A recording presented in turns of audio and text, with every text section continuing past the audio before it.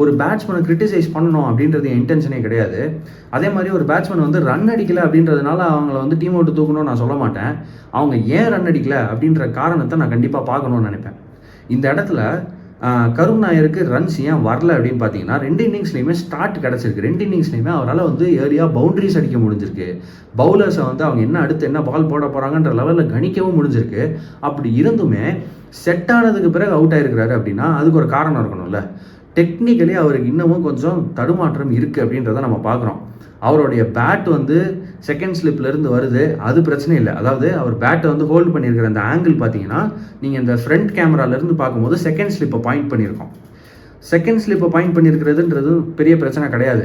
ரொம்ப இந்த cricket purist வந்து ஃபஸ்ட்டு ஸ்லிப்புலாம் சொல்லுவாங்க. அதெல்லாம் இல்லை, செகண்ட் ஸ்லிப்பும் ஓகே தான்.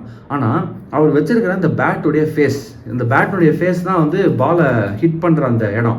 அந்த பேட் ஃபேஸை எங்கே பாயிண்ட் பண்ணியிருக்கிறாருன்னு பார்த்தா, பேட் ஃபேஸ் இன்னும் தள்ளி இருக்குது, கல்லி கிட்ட பாயிண்ட் பண்ணியிருக்கிறாரு. சரி, அது கூட பரவாயில்ல.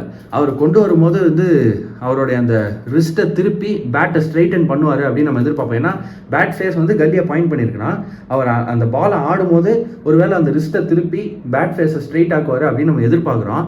பட் அது நடக்கிறதுக்கு முன்னாடி இன்னொரு விஷயம் நடக்குது.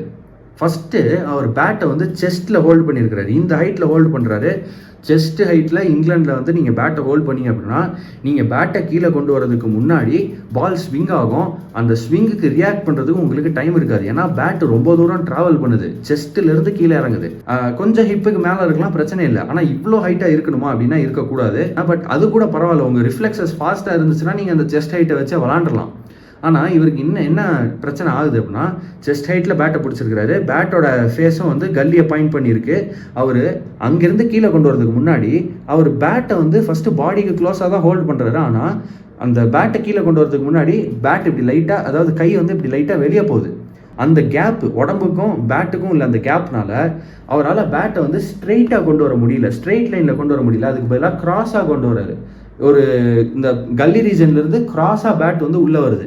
இந்த மாதிரி பேட் கிராஸாக வரும்போது பால் வெளியே ஸ்விங் ஆச்சு அப்படின்னா ஈஸியாக அவுட் சைட் எட்ஜ் வாங்கும். நீங்கள் பேட்டை ஸ்ட்ரெயிட்டாக கொண்டு வரீங்க அப்படின்னா அந்த பேட் ஸ்ட்ரெயிட்டாக வரும்போது இந்த அவுட் சைட் எட்ஜ் ப்ராப்ளம் இருக்காது. பேட் கிராஸாக உள்ளே வரும்போது கண்டிப்பாக அவுட் சைட் எட்ஜ் ப்ராப்ளம் வரும்.